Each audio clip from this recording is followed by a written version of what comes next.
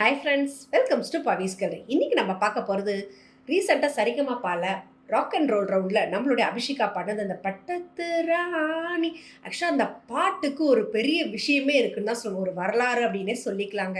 ஏன்னா அவ்வளோ அசாதாரண விஷயம் கிடையாது இந்த சாங் பாடுறது. மேலும் இந்த பாட்டை பார்த்தீங்கன்னாவே சரிகமபாலே இருக்கட்டும், சூப்பர் சிங்கர்லையாக இருக்கட்டும், நிறைய பேர் பாடியிருக்காங்க. ஆனால் அந்த வயதுக்கு மீறி பாடுறது அப்படின்றது ரொம்பவே பெரிய விஷயம். உதாரணத்துக்கு பார்த்தீங்கன்னா, சூப்பர் சிங்கர்ல நம்ம ஸ்ரீனிதா பாடியிருக்காங்க. அதே போல சூப்பர் சிங்கரோட பக்தி ரவுண்டில் நம்மளுடைய அனுராதா மேடம் கேட்டதுக்காக அலைனா சாஜிதாவும் எல்லாரோட ஃபேவரட்டான ஒரு தீவிர ரசிகை அப்படின்னு சொல்லிட்டு அவங்களோட கூட அலைனாவும் அந்த பட்டத்து ராணி சாங்கை தான் பாடியிருக்காங்க. நிஜமாவே இந்த பாடல்கள் எல்லாம் பாடுறாங்க அப்படின்றத தாண்டி அந்த பாட்டில் என்ன அப்படி ஒரு விசேஷம் அப்படின்னு கேட்டிங்கனாவே நிறைய இருக்குங்க. இந்த சாங் 1969 சிவந்த மண் படத்தில் இருந்தாங்க ரிலீஸ் ஆனது. மேலும் இது வந்து ஸ்ரீதர் அவருடைய டைரக்ஷனில் வந்த படம். இந்த படத்தில் முக்கியமாக சொல்லணும்னா ஆக்சுவலாக எம்ஜிஆரை வச்சு தான் சில ஷூட்டுங்கெல்லாம் ஆரம்பித்தாங்க. ஆனால் ஏதோ ஒரு காலகட்டத்துக்கு காரணமாக அதை வந்து சிவாஜி கணேசனை வச்சு தான் முடிக்கணுன்ற அளவுக்கு வந்து ஸ்ரீதர் முடிவு பண்ணி சிவாஜி கணேஷ் வச்சு செஞ்சாங்க. இவங்களுக்கு பேராக நம்மளுடைய காஞ்சனா மேடம் நடித்தாங்க. கோ ஆர்டிஸ்டாக பார்த்தீங்கன்னா எஸ்வி ரங்காராவ் இருப்பார், நம்பியார் அவர்கள் இருப்பாங்க, முத்துராமன், நாகேஷ், சச்சு, நிறைய ஆர்டிஸ்ட் இருப்பாங்க.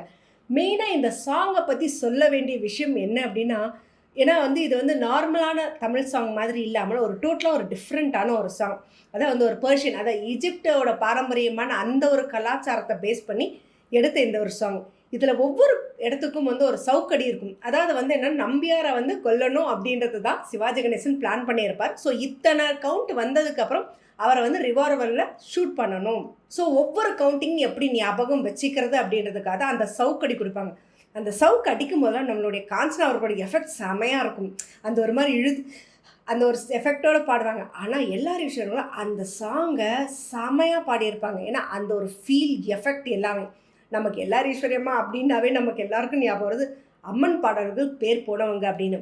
முக்கியமாக எல்லார் ஈஸ்வரிய அம்மா அவர்கள் வந்து கோரஸ் பாடகியாக தான் இருந்தாங்க. இவங்க வெறும் அம்மன் பாடல்கள் அப்படின்னு மட்டுமே இருந்துட்டு கோரஸ் பாடகியாக தான் உள்ளே வந்தாங்க. ஆனால் முதல்ல இவங்கள ஒரு தனி பாடகியா அப்படின்னு சொல்லி அறிமுகம் படுத்தினது கேவி மகாதேவன் அவர்கள் தான். அதுவும் பாசமலர் படத்துலேருந்து வாராயோ தோழி வாராயோ. ஆக்சுவலி இன்னைக்கு வரைக்கும் கல்யாண வீட்டுக்கு மணப்பெண் வரானா இந்த பாட்டு தாங்க ஃபஸ்ட்டு. ஸோ இந்த பாடல் தான் நம்மளுடைய எல்லார் ஈஸ்வரி அம்மாவுக்கு தன்னால் ஒரு தனி பாடகியாக பாட முடியும் அப்படின்ற ஒரு அறிமுகத்தை ஏற்படுத்தி கொடுத்தது. ஸோ அதுக்கப்புறமா வந்த படம் தான் இந்த சிவந்த மண் எல்லாமே.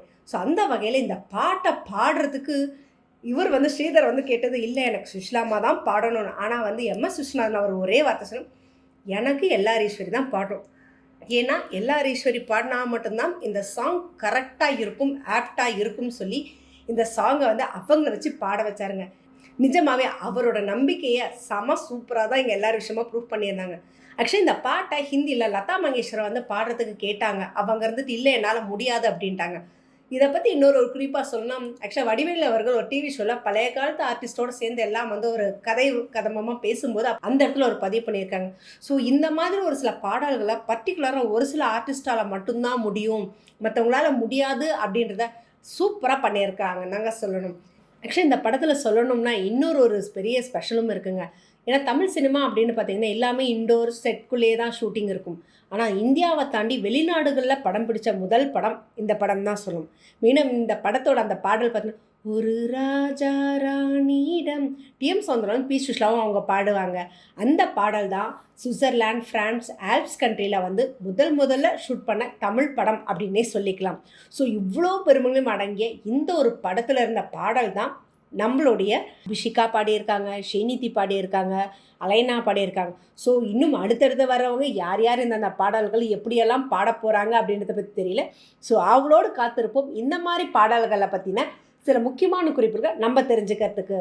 ஸோ இந்த மாதிரி இன்ட்ரெஸ்டிங்கான வீடியோஸ்க்கு என்னோட சேனலை சப்ஸ்கிரைப் பண்ணிக்கோங்க. பக்கத்தில் இருக்க பெல் ஐக்கானை கிளிக் பண்ணிக்கோங்க, நோட்டிஃபிகேஷன் மிஸ் பண்ணாமல் இருக்கிறதுக்கு.